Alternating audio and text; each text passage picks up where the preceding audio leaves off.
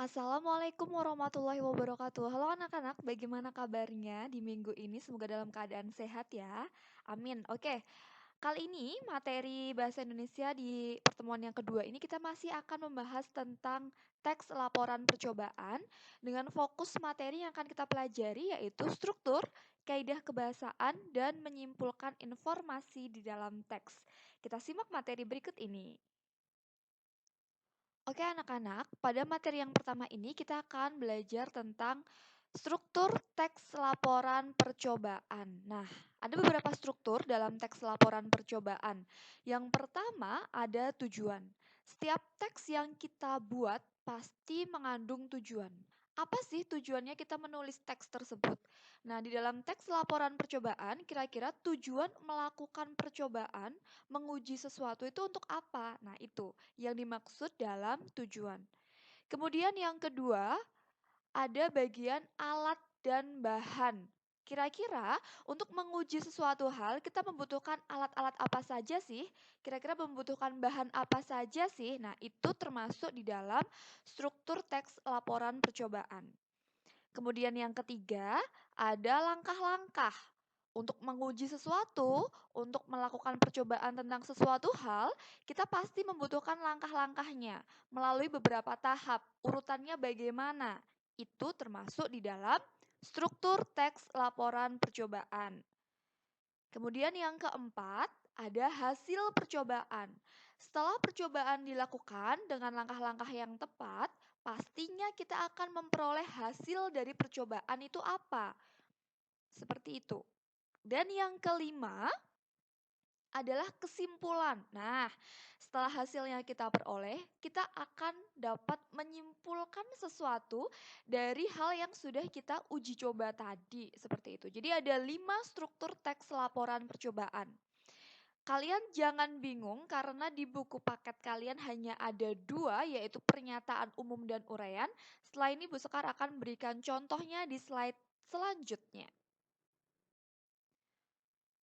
Oke anak-anak, kalian bisa buka buku paket kalian di halaman 10 sampai 14. Di sini Bu Sekar sediakan contohnya, sama seperti yang ada di buku paket. Kalau pada paparan di slide sebelumnya ada 5 struktur dan yang pertama adalah tujuan. Nah, bagian tujuan itu masuk ke dalam pernyataan umum. Jadi kalian tidak perlu bingung kenapa di buku paket ada 2, pernyataan umum dan uraian. Karena bagian tujuan masuk ke dalam pernyataan umum. Kemudian ada bagian alat dan bahan, lalu langkah-langkah. Ini masuk ke dalam struktur uraian kalau di buku paket kalian ya. Jadi kalian tidak perlu bingung. Kemudian struktur selanjutnya yaitu ada hasil. Hasil ini kalau di buku paket kalian juga masih masuk ke dalam struktur uraian. Oke, setelah hasil, struktur yang terakhir yaitu simpulan. Jadi, struktur teks laporan percobaan ada 5 ya. Yang pertama tadi ada tujuan, kemudian ada alat dan bahan, lalu ada langkah-langkah, yang keempat hasil, dan yang terakhir adalah simpulan. Setelah kita belajar tentang struktur, sekarang kita akan belajar tentang kaidah kebahasaan teks laporan percobaan. Nah, di sini ada 4. Yang pertama adalah menggunakan sinonim dan antonim. Sinonim itu apa? Ya, padan kata. Antonim, lawan kata. Baik. Yang kedua, kita dalam kaidah kebahasaan teks laporan percobaan itu menggunakan kata bilangan. Kalian ingat kalau menggunakan kata bilangan berarti mengandung angka. Baik. Kemudian yang ketiga, menggunakan kalimat perintah. Dan yang terakhir atau yang keempat, menggunakan kata hubung. Kita lanjut ke teks berikutnya untuk contoh yang lebih jelas. Oke anak-anak, silakan kalian buka buku paket kalian di halaman 18. Di situ ada teks tentang pengolahan keripik singkong balado pedas. Oke, kita akan buktikan tentang kaidah kebahasaannya. Yang pertama ada kata putih di situ. Dan ada kata keabu-abuan. Hayo, berarti ini kaidah kebahasaannya apa?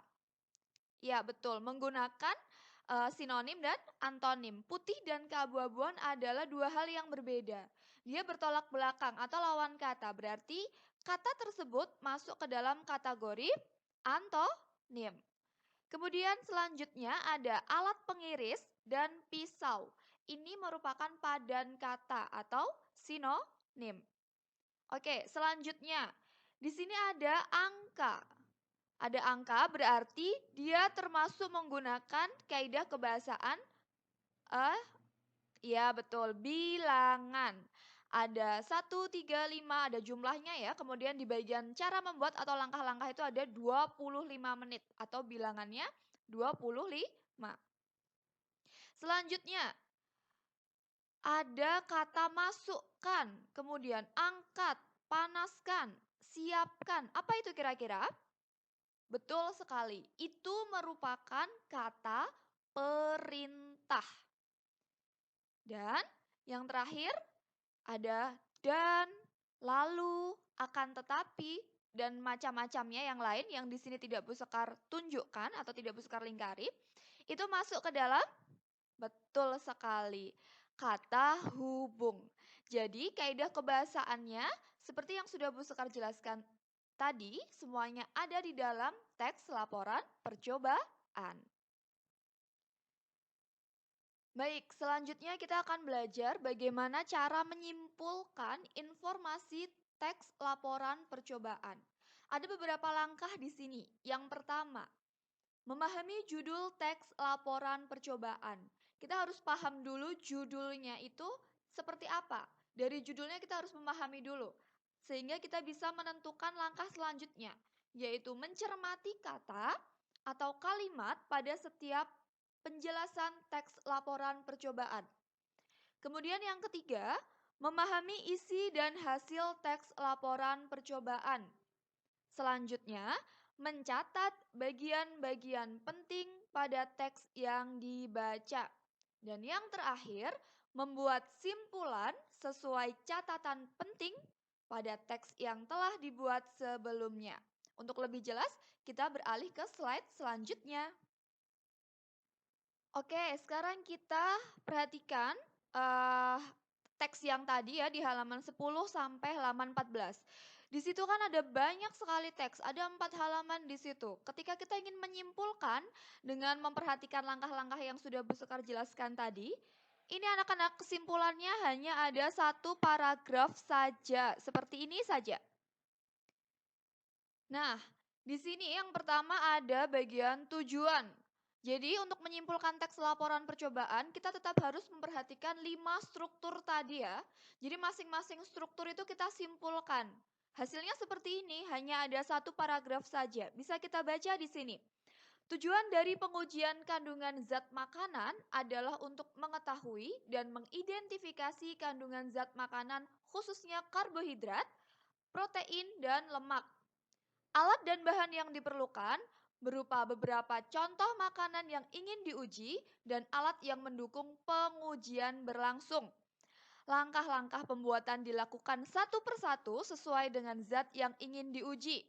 Hasil dari pengujian memberikan bukti bahwa masing-masing contoh makanan memiliki kandungan zat yang berbeda-beda. Kesimpulannya, dari pengujian tersebut adalah bahwa dalam satu bahan makanan tidak hanya mengandung nutrisi, tetapi banyak yang mempunyai lebih dari 2 atau lebih nutrisi, seperti itu. Baik, begitu tadi penjelasan tentang struktur, kaidah kebahasaan, dan menyimpulkan teks laporan percobaan. Sekarang adalah kita ke evaluasi pembelajaran atau soal latihan. Nah, perhatikan langkah-langkah berikut ini, 1-5 ini. Yang pertama yaitu bukalah buku paket kalian di halaman 29 sampai 31, di situ ada bacaan. Kemudian urutkan teks laporan percobaan tersebut sampai menjadi teks yang benar. Oke, lalu kerjakan soal pada halaman 33 perlatihan 1.10. Jawabannya silahkan kalian foto lalu kalian kirim ke WhatsApp di nomor pribadi Bu Sekar. Jangan kalian kirim di Google Classroom. Atau kalian juga bisa kirim foto melalui DM Instagram. Dan jawaban paling lambat dikirim hari Senin, hari ini tanggal 27, nanti sampai pukul 23.59. Bu Sekar tunggu ya. Baik, terima kasih anak-anak. Demikianlah materi di pertemuan kedua teks laporan percobaan. Semoga kalian paham dan kalian mengerti. Apabila ada pertanyaan, kalian bisa menghubungi Bu Sekar. Terima kasih. Wassalamualaikum warahmatullahi wabarakatuh.